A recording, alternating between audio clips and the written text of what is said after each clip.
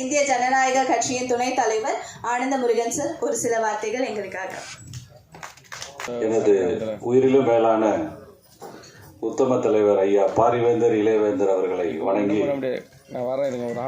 RK வெள்ளிமேகம் இந்த திரைப்படத்தினுடைய பாடல் வெளியீட்டு விழாவிற்கு இங்கே வருகை தந்திருக்கக்கூடிய திரைப்பட கலைஞர் பெருமக்களே, பத்திரிகையாளர் நண்பர்களே, உங்கள் அத்தனை பேருக்கும் இந்த இனிய மாலை பொழுதினிலே என்னுடைய இதயம் கனிந்த வணக்கத்தினை முதலாவதாக தெரிவித்துக் கொள்கிறேன்.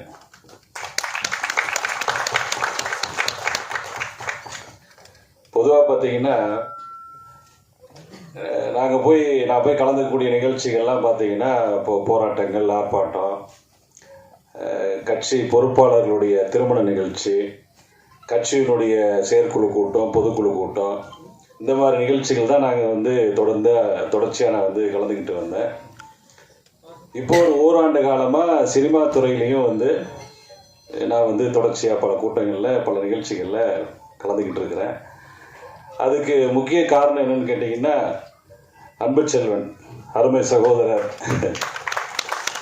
அவர் பேருக்கு ஏற்ற மாதிரியே பார்த்தீங்கன்னா உண்மையிலே ஒரு அன்பானவர், மனசில் எதையுமே வச்சுக்காம அவர் என்ன நினைக்கிறாரோ அதை ஓப்பனாக சொல்லக்கூடியவர்.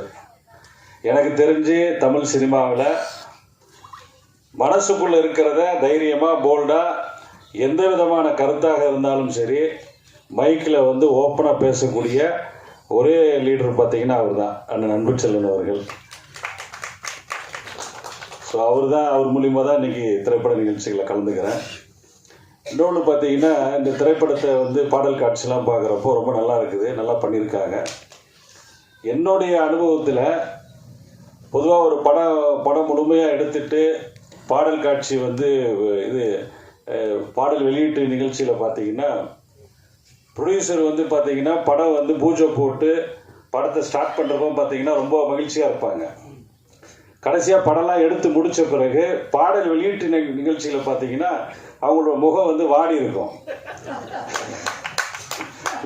என்னுடைய அனுபவம் இது, நான் பார்த்த அனுபவம்.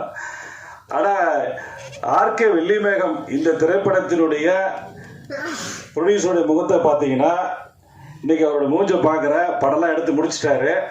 ஆனால் இன்னைக்கு தான் இந்த படத்தினுடைய முதல் காட்சி ஷூட் எடுக்கிற மாதிரி எடுக்கிறப்போ எப்படி முகம் இருக்குமோ அது போன்ற முகத்தை வைத்து கொண்டிருக்கிறார். உண்மையில ஒரு அற்புதமான மனிதர். கேரளாவில் பிறந்திருக்காரு.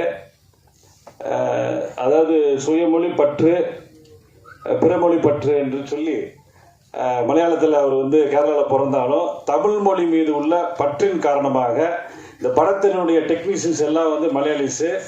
படத்தில் நடித்தவங்க பார்த்தீங்கன்னா, இதில் சப்ஜெக்ட் பார்த்தீங்கன்னா தமிழை வச்சு எடுத்திருக்காரு. உண்மையிலே இது பாராட்டுக்குரியது. நன்றி, வணக்கம், ஜெய்ஹிந்த்.